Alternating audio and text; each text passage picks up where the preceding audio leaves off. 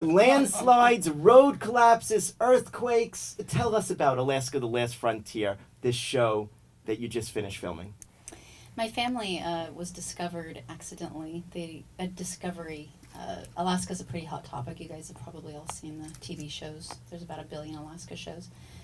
So my little brother texted me one day and he said, I'm about to sign a TV contract, and he doesn't own a television, so I assumed he was in an electronics store getting bamboozled by some guy going, oh no, to buy a TV you have to sign here. And so I was explaining via text, like, you don't have to sign a contract to buy a television. And he goes, no, like a reality TV show contract. And I was like, don't sign anything, just have the producers call me. Like, who are the producers? He goes, I don't know. I'm like, well, what's the production company? I don't know. Well, what's the network? I don't know. I was like, oh my gosh.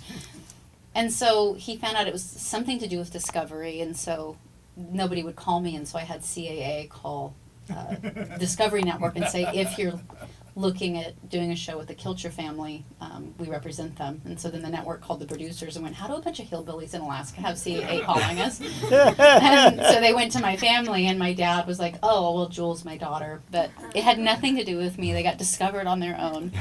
My family were pioneers. So they came from Europe. They were Swiss national citizens. But were living in Germany before the Second World War, where many of you may know there was a really interesting creative movement that was happening. Marlene Dietrich and some amazing artists were coming out of that period, Dadaism, Futurism.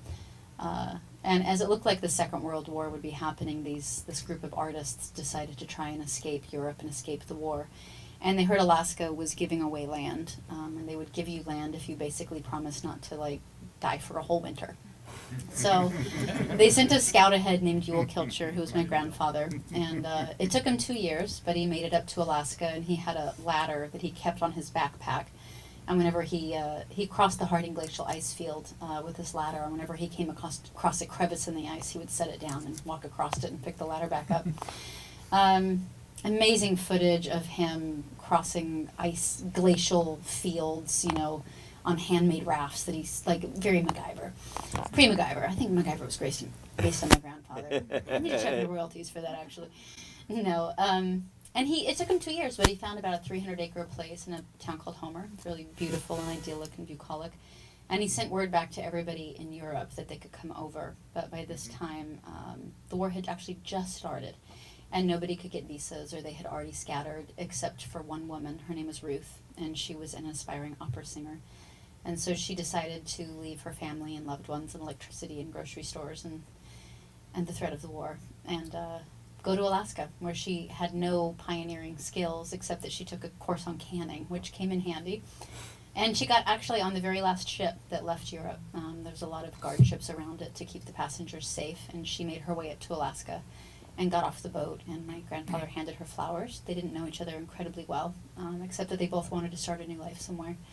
And so, having given up her dreams of opera music and poetry, she ended up teaching all of her children to sing. So my dad was raised as if it was the 1800s. You wouldn't believe it was the 1950s. Horse and wagon, on the beach during low tide, to get to town, to get any supplies. The only thing they bought was maybe sugar and salt. Everything else that they did for themselves. And so I was raised on that homestead with an outhouse, no running water, only eating what we could kill or can, so I'm fairly handy.